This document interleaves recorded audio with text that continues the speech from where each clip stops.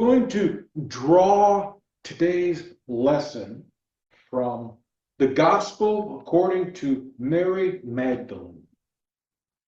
And what I was doing this morning is I was planning ahead because Mother's Day is next Sunday. And I tried to draw something from the female perspective.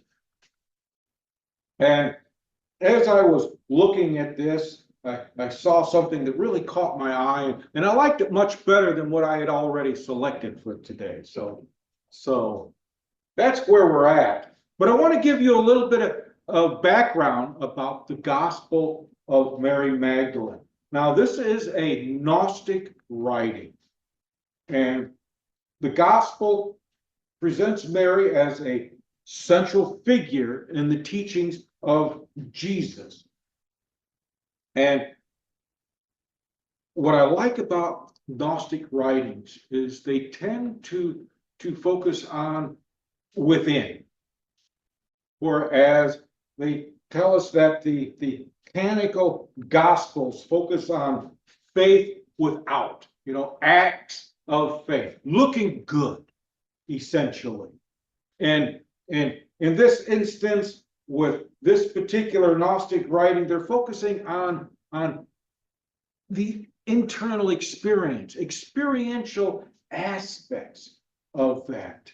And this is also considered to be one of the earliest accounts or interpretations of Jesus' ministry. And of course, because it was written by a woman, it was suppressed when they all got together to choose what they were going to call good. And if I recall correctly, the Gospel of Mary Magdalene, they only have a few fragments, a few pages of it. And if I recall correctly, they found it in an excavation in Egypt, I want to say, in a trash heap. So if they're saying this is one of the earliest writings, then chances are pretty good that they found this sometime during a time when a lot of those writings and such were being purged. They found it in a trash heap, which is what was indicated. Now, I don't quite recall where I read it from, so I can't tell you if I'm correct or not, or just making it up. I'm not really sure. But because we only have fragments, okay, this picks up during a conversation. And so I don't know what was said beforehand, but it picks up with, will matter then be destroyed or not? And the Savior said, all nature, all formations, all creatures exist in and with one another. And they will be resolved again into their own roots. For the nature of matter is resolved into the roots of its own nature. He who has ears to hear, let them hear. Now, before I get into my interpretation of just this little bit here, let's get a little bit of input from some of you. I mean, and Sharon, you're right in front of me. That's the bad thing about being on Zoom. I look down, you're right there. And so what are your thoughts with just that little bit? What is that saying to you? I don't know. That's good. It was matter. If matter, that was the first line about matter. Was that right? Will matter then be destroyed? Destroyed. Yeah. And since he talks about all formations and creatures, he's talking about material, this matter. Mm-hmm. Mm-hmm.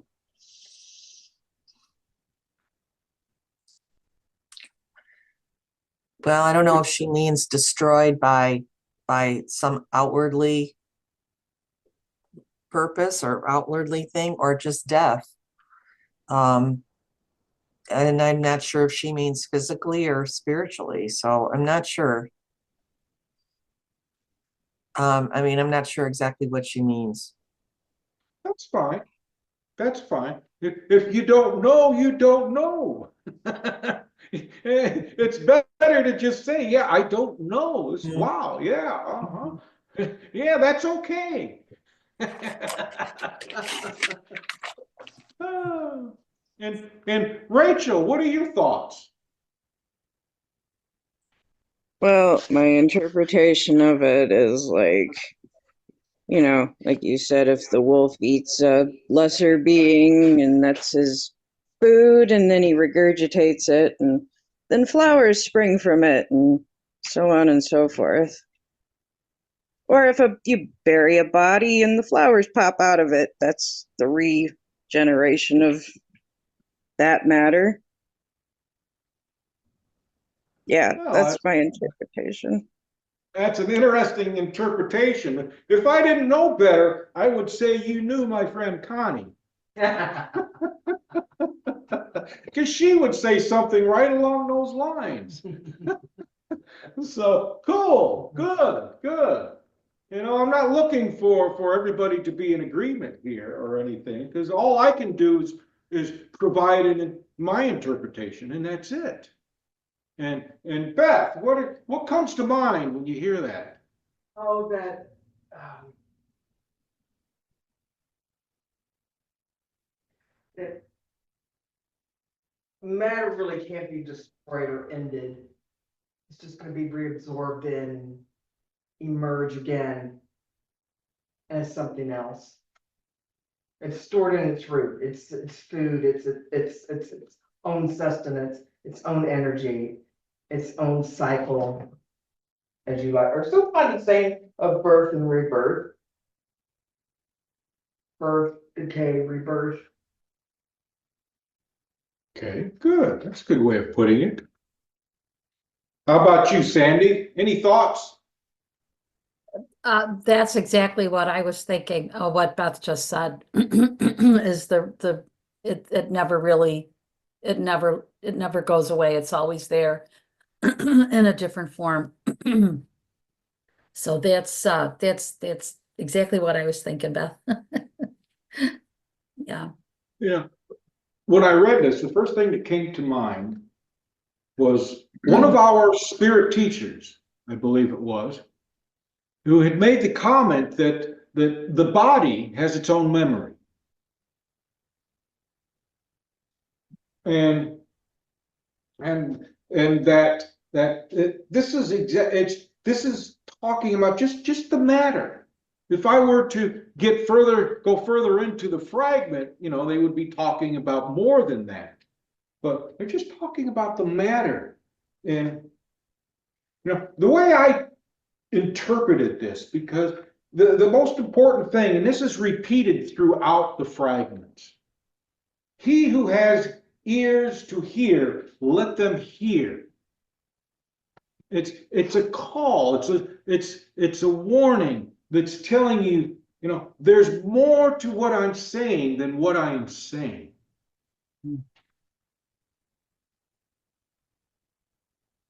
There's more in between here, because later on in the fragment he talks about something in between spirit and soul, but that's a different lesson. I may use that for next week.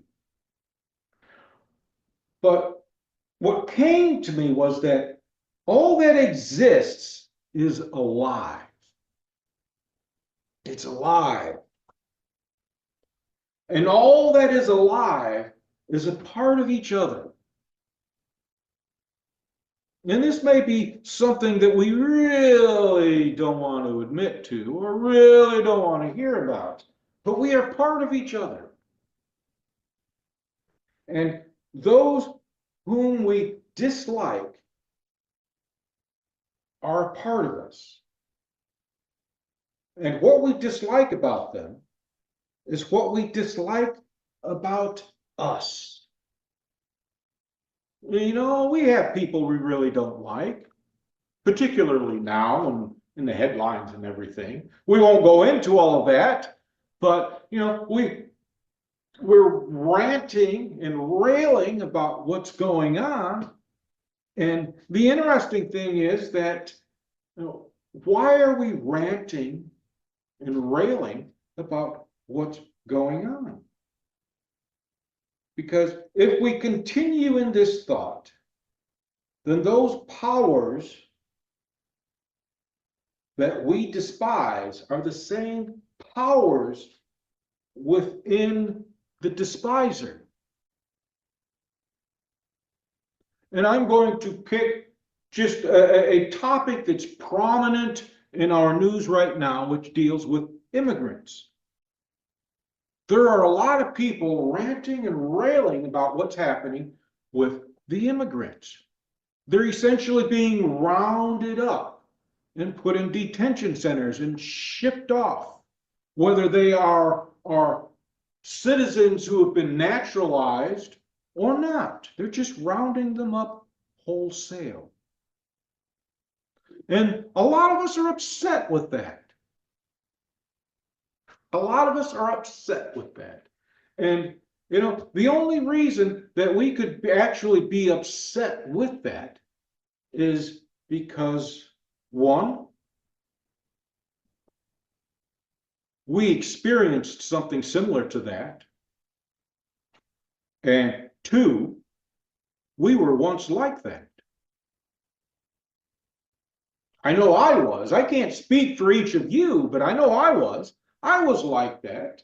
When I was in Texas with relatives down there, they were all, you know, and this was around the Gulf.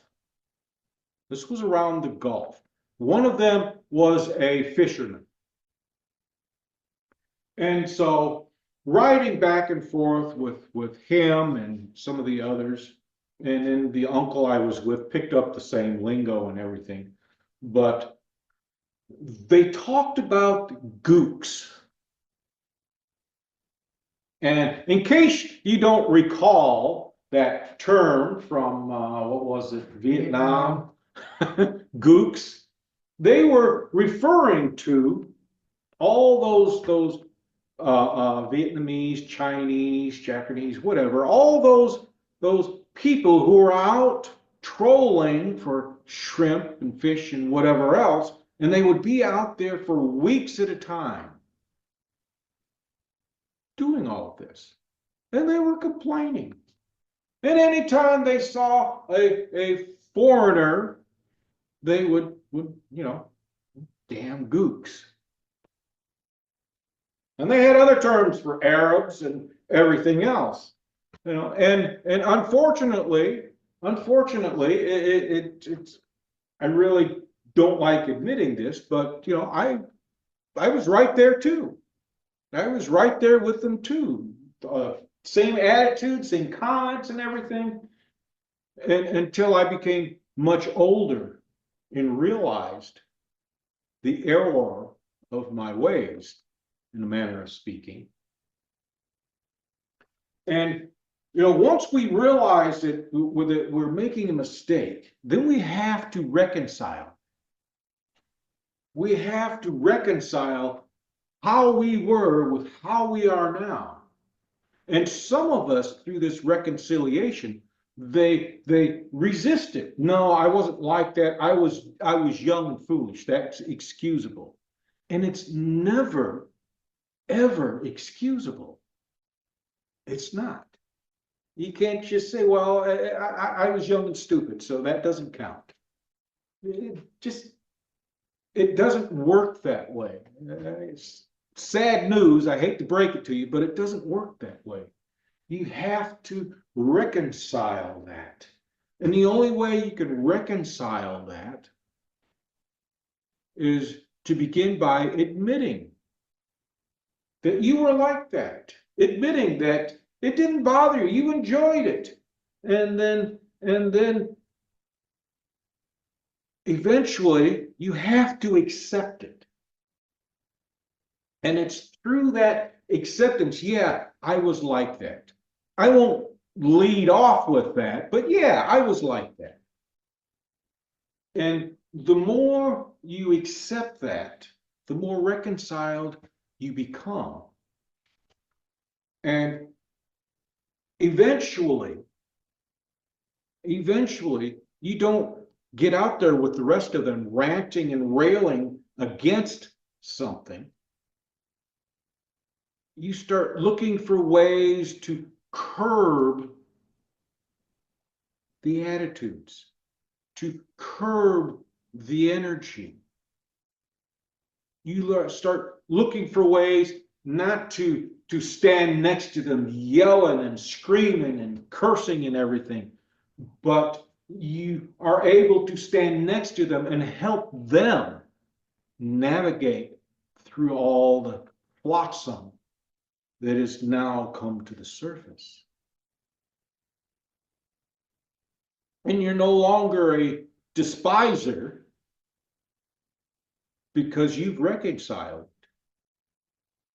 You've admitted to yourself, you've said, okay, I've done this. Now, what can I do to correct this? Remember, if Jesus was the sacrifice, we are the atonement. And that means that it is up to us to work it out. What was it that Buddha said? And I think we talked about this a while ago. Work out your salvation with diligence. That's what it's about.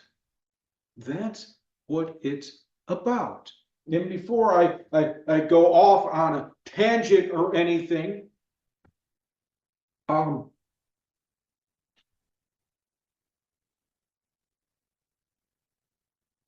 Rachel, what are your thoughts? And what exactly? Okay, that's a good response. Just ask me what I'm talking about. Yeah. And I'm talking about moving from being a despiser, one who's ranting and railing, to one who's okay, accepted that yes, I was like this, I'm not like this anymore. What can I do to correct what I was like before? How can I help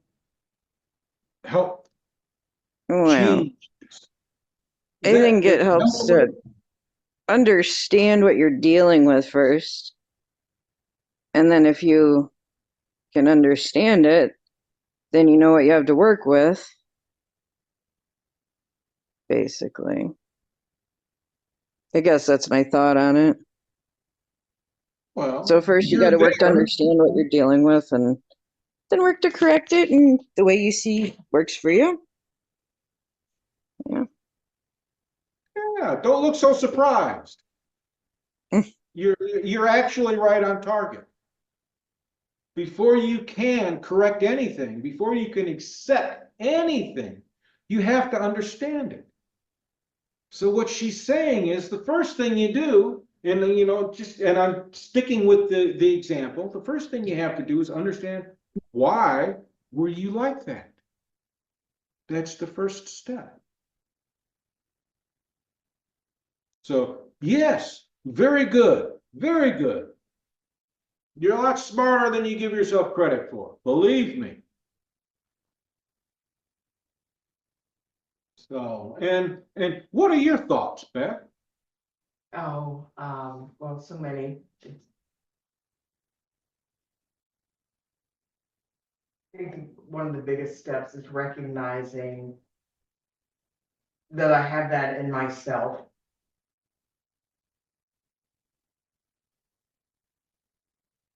Kind of peeling back the layers, it's like, well, how did that make me feel when I was also acting like those around me? And then now, how do I feel about it now? And I chose not to associate with a good friend anymore because of their attitudes. So it's like, I just had to pull away because I knew nothing I've said, nothing I would say, because I would make a gentle comment and it would either be ignored or dismissed or whatever. And it's like, why go to all the expense of my energy to be around people who express hatred, don't realize they're expressing hatred, even if it's pointed out to them, and would continue to do so anyway. So I just stopped seeing them. I would give them some excuse, and I just pulled away because now, and I think about my friend a lot, and most of it's her husband, but then she just parrots her husband. If she has an independent thought, I have not found it in the 20-odd years that I've known her. And it's like, I would make things worse on her by angering her husband. And it's like, I love her too much because he doesn't treat her well anyway.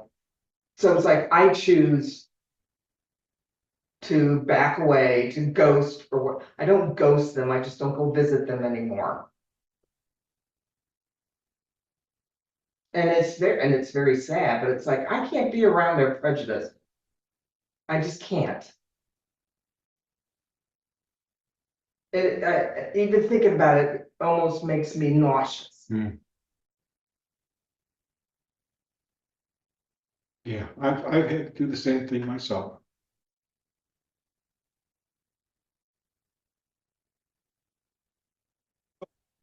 Getting deep into this, that's one aspect of just those few lines. And let's move towards the bottom of it. And what is matter but a collection of chemicals held together by empty space and will? I say empty space because that's what they've discovered in physics. There's a lot of space in between those atoms and such. And held together by will, well, I was just reading today this morning in Alan Kardec's Spirit's book that we are endowed with that natural instinct for survival. It was put there for a reason. It was given to us for a reason. And when your will is disciplined, it is reasonable. And when it is not, it is impulsive. When the will is impulsive, it is undisciplined and forever exhausted through the expenditure of anger, which is emotional distress. You ever realize that? When you're angry, or any derivative thereof, if we want to oversimplify things, you feel exhausted. I know I do. Feel exhausted. And when the will is disciplined, it sees the futility in all circumstances. And through reconciliation discovers true freedom, true enlightenment, true wisdom.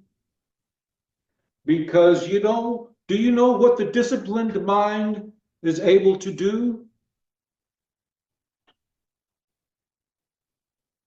What is it that reconciliation requires? Acceptance. The disciplined mind accepts all that occurs to them, and then through understanding and wisdom proceeds to reshape the forces into something beautiful. That is what each of you is empowered to do. When you're able to accept, when you're able to understand what it is that you, your part in whatever it is, when you are able to understand that part, your role in everything, you're able to change it and make it something different. It's like, again, referring to one of our spirit teachers. Somebody, I believe, had asked a question about, what's going on? Why do we have to go with all this? And the response was the teacher had said something along the lines that of you can either be carried along the flow with what's happening, or you can be at the forefront and try to help direct it into a different direction. That's what each of you is empowered with, the ability to do that. And as you begin to understand yesterday's actions, because when Paul says, when I was a child, I did childish things. Now that I am a man or an adult, I put those childish things away. And you become something different.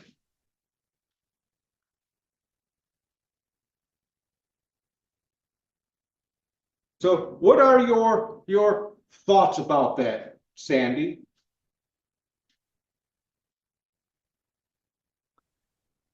A lot, a lot of thought about it. I mean, I think, exploring the immigrant issue is timely. I think, I don't know, I shouldn't say, I, I don't think people are born with the hate. I think it's learned. It's learned, either directly or by being exposed to it. And when you're a kid, you soak it all up. So, um, you just take it along to, you just keep spreading it along to the next generation. And then depending on how much you love that thinking, you draw other people to you that love it too. So that gives you power, the power of hate.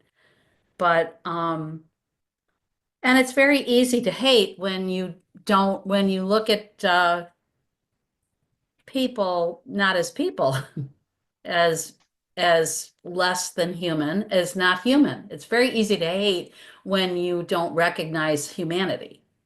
So that's probably one of the biggest motivating factors, I think, of hatred and prejudice, is that you have a conception of not being human. So it's real easy, if you start to think about someone as being caring, loving, loved, a parent, a child, um, all the human attributes, it's much harder to think that way. I think. So um, you definitely,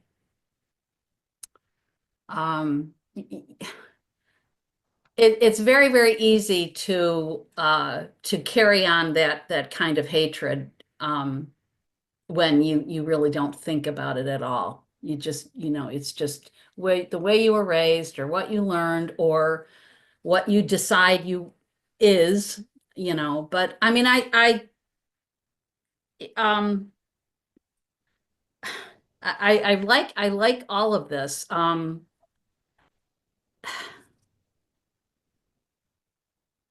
And I liked what you said. Well, the simplicity of when I was a child, I thought like a child and I acted like a child. And there's it's very simple. That's a very simple statement, but I'm sure um a lot of us never got out of the child. never got past the child in certain respects,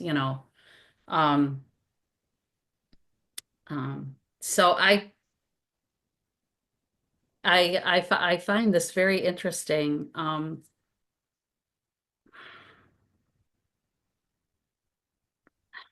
don't know. I guess that's my take on it. Can't think of anything else to say, but yeah.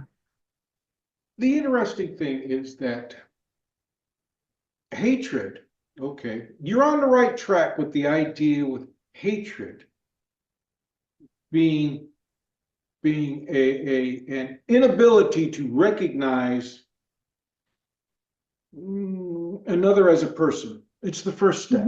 It's the first step.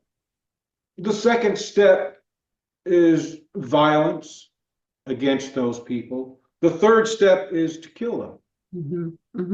And I'm not just making this up. This is something that has been proven in the realm of psychology. Before a person can harm another, they have to see them as something other than a person. They have to alter their identity. And, what is anger and hatred but an emotional impulse, an emotional outburst? It's a demonstration of the undisciplined mind, the undisciplined will. It's a demonstration of that. And the interesting thing is, the simplicity, as you mentioned, Sandy, it's that simple. And before you can overcome it, and I really shouldn't say overcome it because that implies that you stand against it. But before you can integrate it, because it is yours to begin with, it is yours. If you hate someone, it's yours. It's yours. You have to integrate that. You have to accept that, okay, yeah, I was foolish. I was a child. I did this. I'm much smarter now. I recognize that this is something that is just not that it's horrible. It is horrible, but it's something that is a waste. That is a waste, because through understanding comes wisdom. And when you understand something, you're able to reshape it. So when you understand what you were doing as a child, you're able to reshape that, and that therein begins the transition from childhood to adulthood. So, what are your thoughts, Sharon? Well, I agree with everything you said. My first thought before was that if once you were saying, so you have these feelings, and then when you change your mind or you decide that you're not going to think like that anymore, the very first thing that happens is that negativity is, you're no longer sending out that negativity. That's the very first thing, and that alone is I think is a big deal. And then so you begin to look at people in a different way. You look at people more closely. A lot of people, I think, who have these feelings like that, they've never known anybody that was different, whatever that difference means. So they have prejudices that, maybe they were taught, or maybe they learned in school, or maybe wherever they learned it from friends. But then once you grow up, like you said, you start to look at the world in a different way. Some people don't. Some people just carry it with them. They just always feel that way. And we've seen plenty of people on news and stuff that are just like that. And it's sad. But once you know someone, even if it was an immigrant or a person of color, or and you see them as an equal, then you can't think that way anymore. You just cannot think that way anymore. So you have to, and it's painful to, it's it's painful to watch other people not feel that way. So that's kind of where I'm at. Mhm. Good, good. Now, I'm going to leave you with this, and as I read this, I want you to think about psychometry. Because what is it that you're doing with psychometry? You're reading the energy that has been imprinted onto a physical object. And this body is a physical object, and it is imprinted with a memory. The nature of matter is to return to that which it was before being spawned into something else. Thus, matter has its own memory, its own existence, its own nature. Therefore, like you were taught about the soul being everlasting, so too is matter everlasting. And all that you imprint upon this matter goes into creating the next. And I will say, God bless to all of you with that. Thank you for allowing me to share it. And I want to thank each of you for sharing your thoughts. And